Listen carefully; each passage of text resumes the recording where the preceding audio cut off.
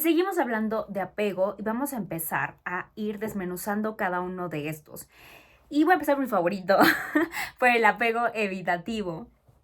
Y estos niños, como te contaba, son aquellos que se veían que mantenían cierta distancia con sus cuidadores porque habían dejado de intentar, ¿no?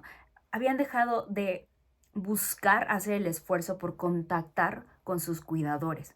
Su necesidad de vínculo se había rendido. Y eso se me hace algo muy fuerte y te pido que le prestes como tu corazoncito para escuchar esto. Es, ya no quiero intentarlo porque me lastima y me duele profundamente tu rechazo constante. Entonces es una sensación donde estos niños vamos a ir viendo que como adultos tienen la idea de no me acuerdo que hubiera nada en mi pasado que fuera tan feo, tan grave, como pues, todo estuvo bien, ¿no? Pero en realidad hubo una sensación constante, ¿no? Esto que llamamos hoy en psicoterapia micotraumas, ¿no? Constantes, chiquitos, que en realidad suman y que hicieron una gran herida emocional.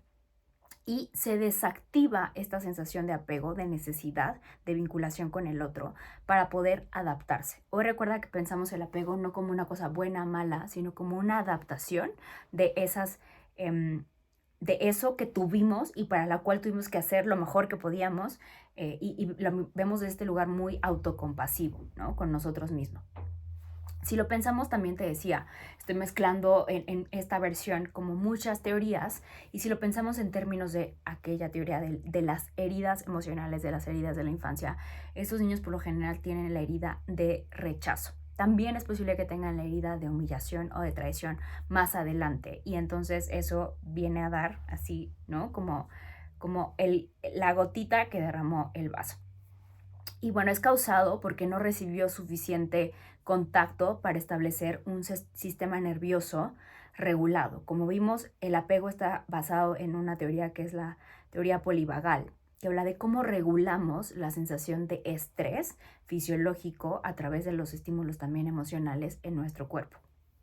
Entonces había una falta de presencia, es decir, puede que haya habido los cuidadores o los padres que estaban, pero al mismo tiempo que no estaban. Y yo puedo pensar un poquito en cómo van a ser las generaciones venideras con estos niños que tenemos cada vez hoy, donde piden atención tan enfáticamente con los ojos, porque los papás se las pasan en los teléfonos o en el iPad, donde ya no hay una vinculación tan cercana, ¿no? Están los papás o el cuidador en presencia, ¿no? O sea, como en cuerpo presente, pero el alma está en sabrá Dios dónde, ¿no? Entonces también puede ser que hayan vivido en situaciones de aislamiento, donde tuvieron que pasar demasiado tiempo solos, ¿no? O faltos de atención.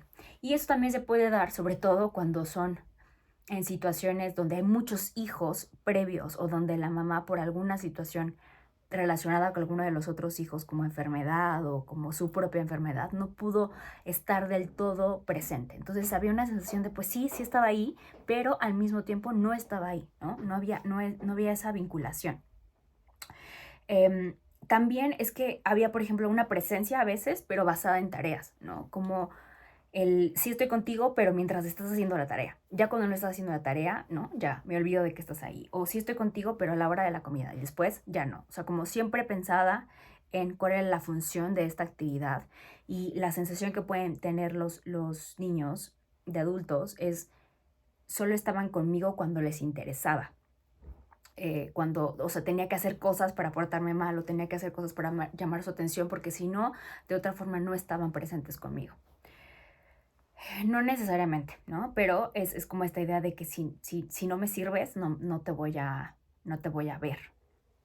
Hay una ausencia de contacto físico también. Por ejemplo, eran niños que se veía que les tiraban los brazos a mamá y que el mamá o papá o el cuidador no los atendía. Y esto también hay toda una corriente, ¿no? Que hubo muchos años de la psicología donde no cargues al niño porque se va a embrasilar, por ejemplo, ¿no? Entonces era esta idea de que la mamá no estaba presente, de que el papá no estaba presente, de que no había quien le pudiera dar este contacto. Esto es lo que llamamos en psicología hambre de piel, que te invito a que cheques ese contenido que también está por acá abajo en mis videos de YouTube y lo trabajamos también cuando hablábamos post pandemia, de esta necesidad del contacto físico que tenemos todos como seres humanos. Entonces, estos niños en especial con ese tipo de apego desarrollan esa falta de ese contacto emocional, de esa mirada de los padres que es tan importante. Y si no hay mirada, entonces no hay una sensación de tú existes, ¿no? Esto que llamamos una confirmación del self. Nos creamos una identidad de nosotros mismos a través de la mirada del otro, a través de lo que el otro nos dice y nos espejea sobre nosotros mismos en su visión. Lo que en psicoanálisis se conoce como el estadio del espejo, ¿no? Entonces, había también una sensación de negligencia emocional, que es esto que entendemos o que vemos transmutado en un alfabetismo emocional, que es no sé qué onda con las emociones, no sé cuáles son, no sé cómo se sienten, no sé cómo se llaman, no sé cómo nombrarlas, no sé cómo reconocerlas en mí, no les veo sentido, no les veo valor. Como te decía en el video de introducción, son niños que tienden a ser muy pragmáticos y que, como te decía, tiende a ser una crianza mucho más relacionada con la masculinidad. Como hay una falta de este reconocimiento de las emociones, se desconectan totalmente de ellas. Entonces también son personas que tienden a ser muy planas emocionalmente, y que ven las emociones de otros de dos formas. Una, en un aspecto muy negativo, como haces drama, ¿no? Y tienden a invalidar las emociones de los otros a través de este tipo de comentarios. Huyen de esta sensación de drama de los otros. Ellos llaman conflicto a todo esto, a la emocionalidad de los otros. Y también, en otro sentido, son personas que les llama mucho la atención la emocionalidad de los otros. Les puede resultar muy atractivo. Entonces pueden querer, vamos a hablar específicamente sobre el tema de parejas en otro video, pero pueden querer buscar parejas que expresen esa emotividad, pero no la toleran del todo, no se la pueden permitir para sí. Como te decía, en un ejemplo, por ejemplo, lo veía con mi expareja y él decía que yo soy como muy colorida, ¿no? O sea, que hasta mi forma de vestir y yo soy como muy colorida, muy chisporroteante. Y él era básicos, colores muy básicos. De hecho, se refería a sí mismo, por ejemplo, como una persona muy ecuánime. Entonces, eso es lo que se tiende a ver desde afuera. Es una de las características para que pueda reconocer este tipo de personas. De afuera se ven como ecuánimes. En realidad, esta es otra palabra de decir una persona con aplanamiento efectivo, con anedonia casi casi. Y en este aplanamiento afectivo, en esta ecuanimidad, para ellos es un valor, porque yo tomo igual todas las emociones. Y la sensación que tienen personas como yo es bajarte la energía, ¿no? De tu ellos son como, entonces es como, uy, aquí hay un valle, ¿no? O sea, hay un valle como emocional interesante. Hay disonancia cognitiva, es decir, puede que los padres hayan tenido como una no expresionalidad de las emociones, o también que no sepan también cómo mostrarlas, cómo nombrarlas, que hubiera esta confusión de lo que es bueno, de lo que es útil, de lo que es normal. Y como no hay esta expresividad de las emociones del padre, de la madre, del otro, tampoco hay esa incorporación de esas son las emociones y así se ven, así se muestra, ¿no? Entonces te digo que su aplanamiento y su ecuanimidad no solamente es interna, sino facialmente su comportamiento, su lenguaje corporal es muy plano.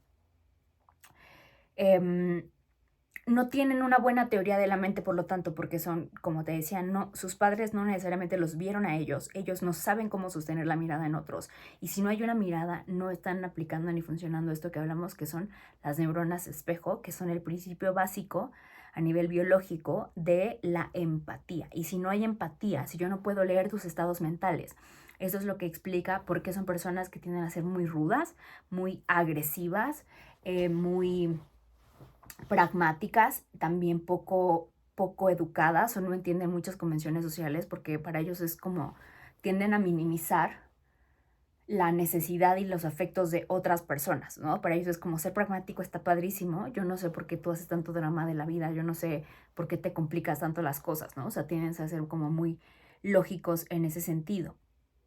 ellos están acostumbrados a ser muy autosuficientes y entonces se ven a sí mismos como autosuficientes y esperan que todos sean iguales. Por ejemplo, algo que pueden hacer es que aún en un acto empático, ¿no? Como darte un regalo, te van a dar un regalo basado en sus necesidades. Entonces, esto también desde afuera, como te decía, tiene una comorbilidad o hay una pequeña confusión ahí con la idea de que puedan ser personas soberbias, egoístas, narcisistas, incluso por esta falta de teoría de la mente y falta de emocionalidad, puede confundirse también con perfiles del trastorno del espectro autista, ¿no? Entonces ellos asumen que todos son igual de independientes y que todos se hacen cargo de sus cosas, entonces no saben cómo pensar como en pareja, no saben cómo pensar en ser madre si es que fueran mujeres, por ejemplo, o cómo se hace para pensar en ser padre, o sea, tienen como que hacer este doble esfuerzo por ese tipo de vinculación, ese tipo de procesamientos mentales. Tienen una interacción como alterada, entonces, por ejemplo, no pueden o se les puede dificultar algo como pedir ayuda, ¿no? Pueden tener expresiones como de rechazo, de hostilidad, aparente o muy implícita, ¿no? Algo que nos ayuda a reconocerlos es que tienden a ser descritos por fuera como el lobo solitario, el adulto súper independiente, diríamos en términos más coloquiales, es el que resuelve o la que resuelve, ¿no? En mujeres tienden a ser un poquito como más ansiosas, es de aquí a que, de aquí a que tú resuelves, yo ya resolví, por ejemplo, ¿no? Personas que están en su propio mundo, que son insensibles, que son distantes, que son adictos al trabajo porque buscan ese lugar donde sus habilidades pragmáticas, concretas, no emocionales puedan ser vistas y reconocidas. Y tienen incluso una incomodidad por el contacto físico y por las relaciones. Y si acaso tienen buen contacto emocional, tiende a ser más con animales, por ejemplo, ¿no? Entonces, por ejemplo, algo que hacía una persona que conozco con apego evitativo es que decía que sus perros los comparaba con humanos, por ejemplo. Para él es como que puede entender más a los animales que a los propios humanos. Se les dificulta pedir ayuda, como te decía. Sexualmente incluso pueden preferir la masturbación, porque habla de una no vinculación, no le ven mucho sentido a todo eso. El consumo de prostitución o a cualquier sexo, pero no conectado, ¿no? Por ejemplo, como una salida de energía, pero no, no una vinculación emocional, como el one night stands o más como un acto masturbatorio pensándolo en términos de que yo no necesito otra persona para hacerlo. Son más omnipotentes desde ese lugar de registro. Y pueden también incluso tener eyaculación precoz, porque es esta idea de yo solito sí puedo, pero ya en contacto con otra persona puedo, pero poquito, ¿no? Duro, pero poquito. Y es lo simbólico que hay detrás de la eyaculación, ¿no? Descartando una vez, como siempre, una cuestión biológica orgánica.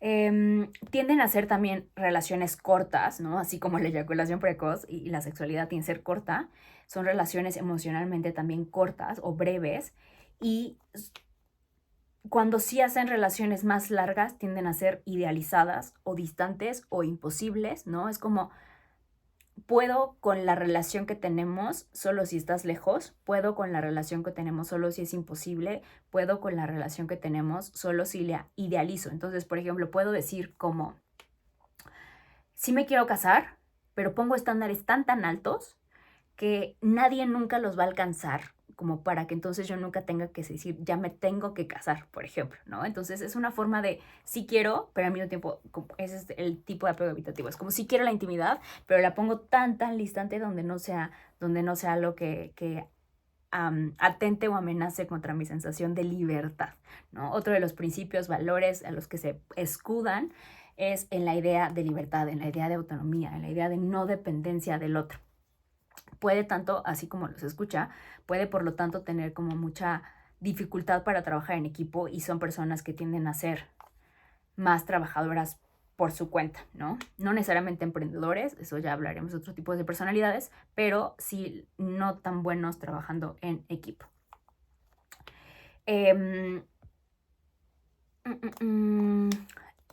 Como te decía, pueden incluso como desarticular esta idea del afecto, de la necesidad del otro y no extrañar nunca a una persona, ¿no? No mensajean. Su lenguaje del amor, como te decía, no es el contacto físico, no es el tiempo, no es las palabras, sino tiende a ser como actos de amor, ¿no?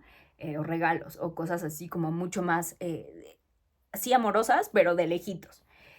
Tienen un sentido muy desarrollado de ellos, en cierto sentido como muy parcial, porque solamente es una área muy pragmática.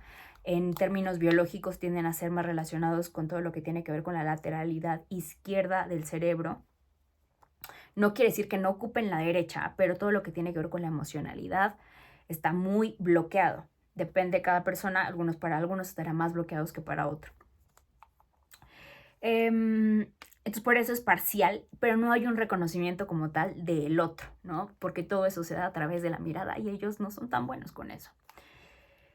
Pueden desaparecerse como algo normal, por ejemplo, en amigos o en relaciones es muy normal que sepan, ¿no? Que sepan sus amigos que así es él, ¿no? Así es él, así es ella. Incluso a la hora de caminar puede ser que personas se caminen muy rápido y solas, o sea, como que están en lo suyo. Eso es como lo que se estila para ellos, eso es lo normal, esa es la forma en la que también las personas tienen a darse cuenta que están ahí, ¿no? Tienen dificultad para el contacto visual, como te he mencionado, pueden tener poca empatía, ser bruscos o secos, pragmáticos, desdeñosos o cortantes. Tienden a sobreanalizar al otro, pero para interpretar y estar muy atento de en qué momento hay una señal de alarma, de ser rechazados, de ser traicionados, de ser heridos. Entonces son muy buenos en leer las expresiones del otro, pero no en mostrar las propias, por ejemplo, ¿no?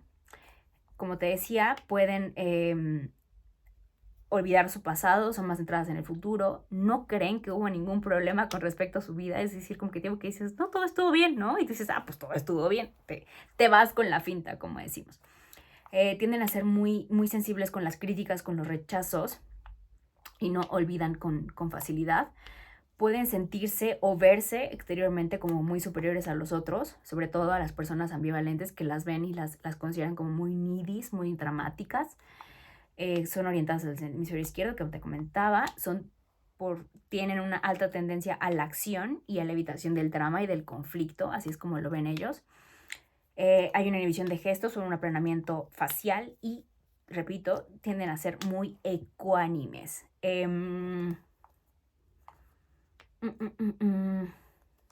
No necesariamente son antisociales, que también es algo importante mencionar, solamente que se vinculan mucho a un nivel muy superficial. O sea, no es que no tengan amigos, no es que no sepan cómo hacerlos,